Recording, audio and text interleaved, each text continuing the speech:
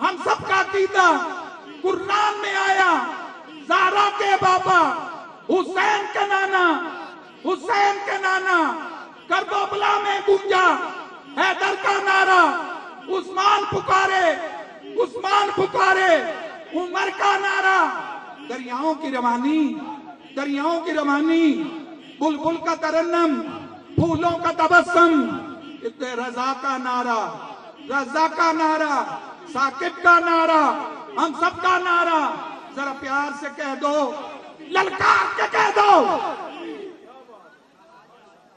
السلام علیکم ورحمۃ اللہ وبرکاتہ۔ الحمد لولیہ والصلاة والسلام علی نبیہ وصحبہ وبارک وسلم۔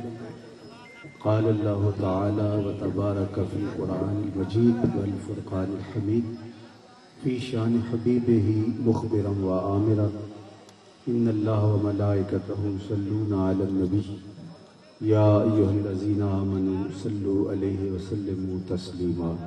اللہم صل علی سیدنا و مولانا محمد معدن الجود والکرم صلاۃ و سلاما علیک یا سیدی یا رسول اللہ وعلی آلک و اصحابک یا حبیب اللہ۔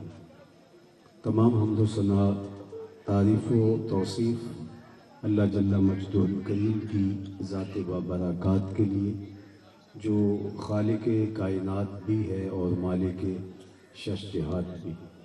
اللہ جل وعلا کی حمد و ثنا کے بعد رسول رحمت، شفیع معظم، نبی محتشم، حضور ختم المرتبت، اللہ کے پیارے، امت کے سہارے، رب کے محبوب، دانائے غیوب، مالک رقاب امم، فخر عرب و عجم، والی کون و مکان، سیاہ لا مکان، سید انس و جاں، سرور لالا رخاں، نیر تاباں، سر نشین مہوشاں، ماہ خوباں، شہنشاہ حسینہ، تتمہ دوراں، سرخیل زہرہ جمالاں، جلوہ صبح ازل، نور ذات لم یزل، باعث تکوین عالم، فخر آدم و بنی آدم، نیر بطحا، رازدار ما اوہا، شاہد ما طغا، صاحب علم نشرہ، معصوم آمنہ، احمد مجتبیٰ، حضرت محمد مصطفیٰ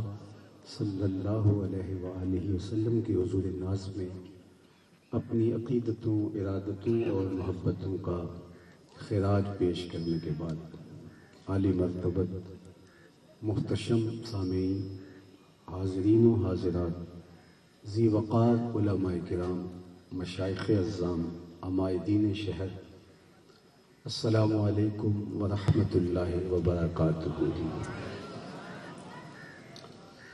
عالی مرتبت حضرت قبلہ جمالی صاحب زیدہ مجدہ کا حکم نامہ تھا۔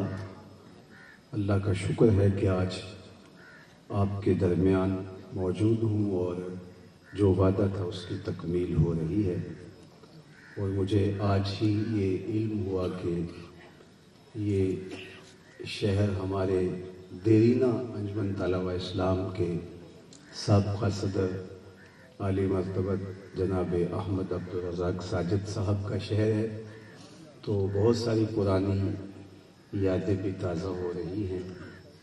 جس شوق و ولولہ کے ساتھ، جس محبت کے ساتھ، جس پیار کے ساتھ آپ لوگوں نے آج کے اس اجتماع کا انعقاد کیا، یہ وقت کا تقاضا بھی تھا اور حضور علیہ السلام کے ساتھ اپنی وفاؤں کا اظہار بھی۔ کائنات کا ایک ایک گوشہ حضور کے ذکر سے مہک رہا ہے۔ اتنا تذکرہ ہم نے کسی کا ہوتے دیکھا نہیں جتنا میرے حضور کا ہو رہا ہے۔ میرے امام نے کہا تھا، کان جدھر لگائیے تیری ہی داستان ہے۔ گھر گھر انہی کے تذکرے ہیں، ہر زباں پہ انہی کی باتیں ہیں، ہر لب پہ انہی کی نعتیں ہیں۔ اہل ایمان ہیں کہ حضور کے ذکر سے اپنے قلب کی تسکین کا سامان کرتے ہیں۔ حضرت شیخ مہدی الفاسی مطالع المسرات شرح دلائل الخیرات میں لکھتے ہیں، حضور کا ذکر سن کر جس شخص کے کلیجے میں ٹھنڈ نہیں پڑتی، اس کے سینے میں دھڑکنے والا دل کسی مومن کا دل ہی نہیں ہے۔ یہ ہو ہی نہیں سکتا کہ حضور کا ذکر ہو اور روح تک تسکین نہ پہنچے۔ میرے شہر کے ایک پنجابی شاعر ڈاکٹر اسحاق نے کہا تھا، تینوں سینے دی میں ٹھنڈ آکھاں، تینوں سینے دی میں ٹھنڈ آکھاں، شہد گلاب تے کھنڈ آکھاں، تینوں نبیاں دا میں لاڑا آکھاں، تیرے ہجر دے وچ میں ہاڑا آکھاں۔ پروفیسر انور مسعود صاحب ہیں تو مزاحیہ شاعر، لیکن جب نعت لکھنے پہ آئے تو قلم توڑ دیا۔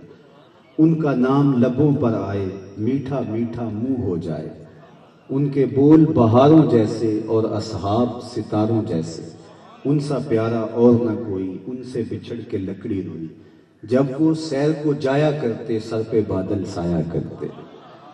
عقیدتوں کا ہجوم ہے، محبتوں کا عجیب ایک نظارہ ہے جو دیکھنے کو مل رہا ہے۔ یہ سب حضور کے پیار کے رنگ ہیں۔ صدیاں قبل حضور اس دنیا میں جلوہ گر ہوئے تھے، لیکن ماحول کی شگفتگیاں بتاتی ہیں جیسے کوئی کل ہی گزر کے گیا ہو۔ زمین سے آسماں تک، آسماں سے لامکاں تک ہے، کہاں کھولے تھے گیسو یار نے، خوشبو کہاں تک ہے۔ اہل محبت کے عجیب ہی عقیدتوں کے رنگ ہیں، گلی گلی حضور کے نام کا چراغاں، ہر زبان پہ حضور کی نعتیں۔ پوچھنے والے یہ بھی پوچھتے ہیں یہ کہاں لکھا ہے؟ لکھنے والوں نے کوئی کمی نہیں چھوڑی، اور اگر قرآن و حدیث سے دلائل ڈھونڈنے نکلے تو یہ بھی ایک الگ کائنات ہے۔ لیکن میں یہ بات کہا کرتا ہوں، کیا حضور کے ذکر کے لیے بھی کسی دلیل کی ضرورت ہے؟ کبھی ایسا ہوا ہے کہ پھولوں کا تذکرہ چھڑا ہو اور بلبل کہے کہاں لکھا ہے؟ بات شمع کی ہو رہی اور پروانہ دلیلیں ڈھونڈ رہا ہو، اور یہ بھی ممکن نہیں کہ بات سرکار مدینہ کی ہو رہی ہو اور امتی کو دلیل چاہیے۔ اس سے بڑھ کر اور کیا ہو سکتا ہے کہ کوئی محبوب کا ذکر چھیڑ دے؟ محب کے لیے اس سے بڑا اور کیا سرمایہ ہوگا؟ عید ذکر نعمان لنا فإن ذکرہ هو المسک ما کررتہ یتذوع۔ امام شافعی بولے میرے ممدوح کی باتیں چھیڑو، میرے محبوب کا ذکر کرو، ان کا تذکرہ ایسی کستوری ہے تم جوں سے چھیڑتے جاؤ گے خوشبو پھیلتی چلی جائے گی۔ مطرب سے کہو کہ چھیڑے ذرا اس جان تمنا کا قصہ، مطرب سے کہو کہ چھیڑے ذرا اس جان تمنا کا قصہ، فرقت کے بھیانک لمحوں میں کچھ دل کو سہارا ہو جائے۔ تو اہل ایمان ان کے ذکر سے قرار پاتے ہیں، تسکین پاتے ہیں۔ میں نے 12 ربیع الاول کی دوپہر کو کہا تھا کہ آج جس طرح کائنات کا ایک ایک گوشہ حضور کے ذکر کی خوشبو سے مہک رہا ہے اور حضور کے ذکر کے انوار پھیلے ہیں، فرانس کے وہ گماشتے جنہوں نے الٹی ٹیڑھی لکیریں کھینچ کر کے انہیں پیغمبر حسن و جمال کے خاکے قرار دے کر کے امت مسلمہ کے دل زخمی کیے، اور انہوں نے یہ سمجھا شاید ان کے سینے سے حضور کا پیار کھرچ ڈالیں گے، وہ ذرا اپنے سیٹلائٹ کے نظام سے دیکھے تو صحیح، کائنات کا ایک ایک گوشہ حضور کے ذکر سے منور ہے۔ گلی گلی حضور کا نام اور حضور کے ترانے گونج رہے ہیں، اور رہے گا یوں ہی ان کا چرچا رہے گا، بڑے خاک ہو جائیں جل جانے والے، کائنات کا ایک ایک گوشہ ان کے ذکر سے منور رہے گا، ان کے نام کے پھریرے لہراتے رہیں گے۔ باقی رہی بات خاکے کے، خاکوں کی، تو صاحب خاکے تو خاکیوں کے ہوتے ہیں، جو پیکر نور ہو اس کے خاکے کون تراش سکے گا؟ ان کا تو سایہ بھی نہیں تھا، تم خاکے کیسے تراش رہے؟ ہم اس لیے اس پر سیخ پا ہیں، دکھی ہیں، ہمارے کلیجے اس لیے زخمی ہیں کہ تم کون سی لکیریں تراش کر کے ان کو منسوب میرے حضور سے کر رہے ہو۔ باقی جہاں تک بات خاکوں کی ہے تو حضور کی تو مثل ممکن ہی نہیں ہے، مثل او در عالم مقام متصور میں ممکن ہی نہیں ہے۔ رخ مصطفیٰ ہے وہ آئینہ کہ اب اس سا دوسرا آئینہ نہ کسی کی بزم خیال میں، نہ دکان آئینہ ساز میں، تصور بھی نہیں کیا جا سکتا۔ حضور علیہ السلام کی خدمت میں صحابہ حاضر ہوئے، صحیح بخاری میں حضرت ابو ہریرہ سے مروی ہے، انہوں نے جب قریش کو سب و شتم کرتے ہوئے دیکھا تو انہوں نے کہا حضور یہ مذمم کہہ کے گالیاں دے رہے ہیں اور خود سے باطن کا اظہار کر رہے ہیں۔ چونکہ ان کے وہ اہل زبان تھے، انہوں نے بیٹھ کر کے کہا یار عجیب لوگ ہو تم، محمد بھی کہتے ہو اور برا بھلا بھی کہتے ہو، ایک بات کرو، چونکہ محمد صلی اللہ علیہ وسلم کا معنی ہی یہی ہے جس کی بار بار تعریف کی جائے. الذی یحمد حمدا بعد مرۃ کرۃ بعد کرۃ. محمد وہ ہوتا ہے جس کی بار بار تعریف کی جائے. لفظ ساتھ چھوڑ جائے تعریف ختم نہ ہو، قلم ٹوٹ جائیں تعریف ختم نہ ہو، روشنائی ختم ہو جائے تعریف ختم نہ ہو، کاغذ ختم ہو جائیں تعریف ختم نہ ہو، عمریں بیت جائیں تعریف ختم نہ ہو. تیرے اوصاف کا ایک باب بھی پورا نہ ہوا، زندگیاں ختم ہوئی اور قلم ٹوٹ گئے. تعریف کی اپنی تعریف ختم ہو جائے. محمد وہ ہوتا ہے جس کی تعریف ختم نہ ہو. کہا تم تو اہل زبان ہو، تم تو جانتے ہو کہ محمد کہتے ہی صاحب جمال کو ہیں، صاحب تعریف کو ہیں، صاحب حمد کو ہیں، اور تم یہ لفظ بھی بولتے ہو، عیب بھی لگاتے ہو. کوئی کہے کہ شہد میٹھا نہیں ہوتا، کوئی کہے گلاب خوبصورت نہیں ہوتا، چاند روشن نہیں ہوتا، تو عجیب بات ہے. یا تو محمد کہنا چھوڑ دو یا عیب لگانا چھوڑ دو، ایک بات کرو. تو انہوں نے کہا ٹھیک ہے، ہم آج کے بعد محمد نہیں کہتے، آج کے بعد ہم مزمم کہہ لیا کریں گے. اور اپنے طور پہ انہوں نے نام مزمم رکھ لیا اور مزمم کہہ کے اپنے خود سے باطن کا اظہار کرتے. تو حضور کی خدمت میں جب صحابی نے اپنی بے چینی کا اظہار کیا تو حضور نے فرمایا تم نے دیکھا نہیں اللہ نے قریش کے منہ کو کیسے پھیر دیا. یشتمون مزمما ویلعنون مزمما وانا محمد. فرمایا وہ کسی مزمم کو گالیاں دے رہے ہیں، میرے رب نے مجھے محمد بنایا ہے. پتہ نہیں وہ کس کے خاکے تراش رہے ہیں. میرے مصطفیٰ کا تو سایہ بھی نہیں تھا. چاند کی طرف منہ کر کے تھوکنے سے اس کی نوری کرنوں کو میلا نہیں کیا جا سکتا. تھوکنے والے کا اپنا منہ گندا ہوگا. ہیرا کا چاند کل بھی روشن تھا، مدینے کا چاند آج بھی روشن ہے، اور رہے گا یوں ہی ان کا چرچا رہے گا. پڑے خاک ہو جائیں جل جانے والے، ان کی عظمتوں کے ترانے زمانہ گاتا رہے گا. ابو ہریرہ بولے رضی اللہ تعالیٰ عنہ کل قمر لیلۃ البدر لم ارى قبلہ ولا بعدہ مثلہ. کیا پوچھتے ہو، 14ویں رات کا چمکتا ہوا چاند تھے میرے حضور.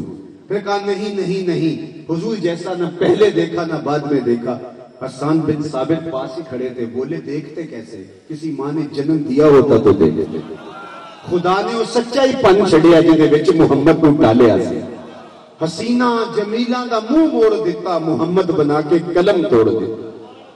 ان کی مثل ممکن ہی نہیں ہے. وہ پیکر تراشا، وہ جمال دیا، وہ حسن دیا. کل قمر لیلۃ البدر لم ارى قبلہ ولا بعدہ مثلہ. آؤ میں تمہیں پیار کی کہانی سناؤں. حسن محمد کا قصیدہ پڑھو.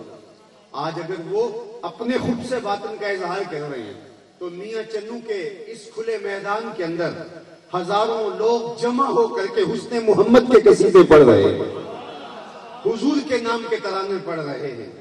ایک دن حضور سیر کرتے کرتے مدینہ المنورہ سے باہر کسی وادی میں تشریف لے گئے. کھلی چراگاہ تھی، وہاں اونٹ چر رہے تھے. ایک سرخ رنگ کا اونٹ حضور کو پسند آ گیا، اس کے بخت کے حضور کو پسند آ گیا. آقا کریم نے دیکھا کہ وہاں کچھ لوگ رکے ہیں تو ان کو کہا کہ یہ اونٹ بیچتے ہو. انہوں نے بیچنا تھا یا نہیں، حضور نے پوچھا تو جی بیچتے ہیں. میرے شیخ نے کہا میں دل بیچا میں جگر بیچا جے پیارا محمد آ جاوے، نہیں میں اپنا سارا کر بیچا جے پیارا محمد آ جاوے. جی بیچتے ہیں. کتنے کا بیچتے ہو؟ اتنے کا سودا طے ہو گیا.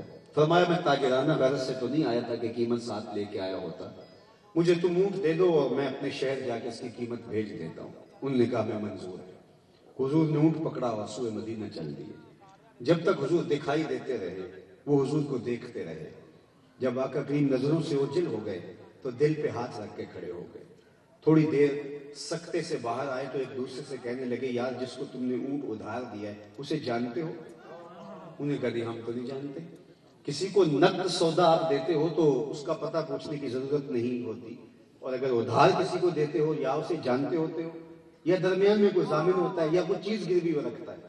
تو کہا یار ایک شخص آیا قیمتی اونٹ لے گیا، تم نے ضامن بھی نہیں لیا، کوئی چیز بھی اس نے گروی نہیں رکھی، تم جانتے بھی نہیں ہو، یار تم پتہ ہی پوچھ لیتا. ایک بولا یار جب وہ باتیں کرتا تھا منہ سے پھول جھڑتے تھے. اذا تکلم رؤیا کالنور یخرج من بین ثنایاہ. دوسرا بولا یار جب وہ مسکراتا تھا سامنے والے پہاڑوں پہ عکس پڑتا تھا. اذا ضحک یتلالو فی الجدر. تیسرا بولا یار میں تو اس کے زلفوں کے پیچ و خم میں کھو کے رہ گیا. چوتھے نے کہا یار میں تو اس کی آنکھوں میں ڈوب گیا.